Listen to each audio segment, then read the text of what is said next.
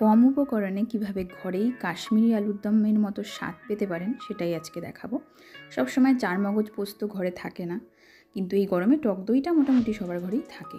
তো তার জন্য কি করতে হবে দেখিয়ে দিচ্ছি। নুন হলুদ মাখিয়ে আলুগুলোকে কড়াইয়ে ভেজে নিলাম, আর এখানে আমি মশলাটা তৈরি করে নিচ্ছি। এখানে দিয়েছি একটা ভাজা মশলা, যেটা ধনে আর জিরে শুকনো খোলায় নেড়ে আমি সেটাকে গুঁড়ো করে নিয়েছি।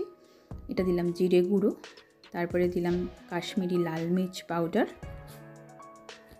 তার সঙ্গে এখানে দিয়ে দেব সামান্য একটুখানি হলুদ, আর তার সঙ্গে দিয়ে দেব সামান্য নুন,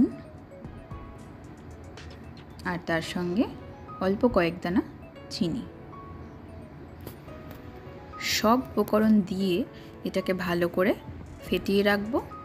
এটা তৈরি হয়ে গেল আমাদের মশলার জন্য। আর আরেক সাইডে আমি মিক্সি নিয়ে নিয়েছি, তার সঙ্গে আদা, টমেটো, কাঁচা লঙ্কা, এটার আমি পেস্ট বানিয়ে নেব।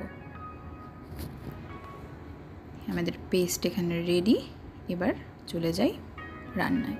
আলুগুলো লাল লাল করে ভাজা হয়ে গেছে, এবার আমি তুলে রাখবো। আর গোটা গরম মশলা তেলে ফোড়ন দিয়ে তার মধ্যে আদা, লঙ্কা আর টমেটোর পেস্টটা দিয়ে ভালো করে কষিয়ে নিয়ে তাতে দিয়ে দিতে হবে টক দইয়ের যে ফেটিয়ে রাখা মশলাটা, সেটার মধ্যে আমি দিয়ে দেবো। দিয়ে এটাকে একটু ভালো মতো কষিয়ে নিতে হবে। এই সময় গ্যাসের ফ্লেমটা একটু লো রাখাই ভালো, যেহেতু টক দই কেটে যাওয়ার সম্ভাবনা থাকে। তো এবার আমি এটাকে ভালো করে কষিয়ে আলুগুলো এখানে দিয়ে দিচ্ছি।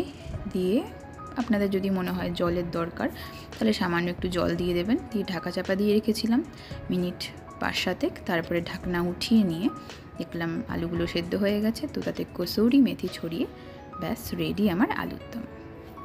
বানিয়ে অবশ্যই দেখবেন, এটা রুটি পরোটার সাথে দারুণ লাগে।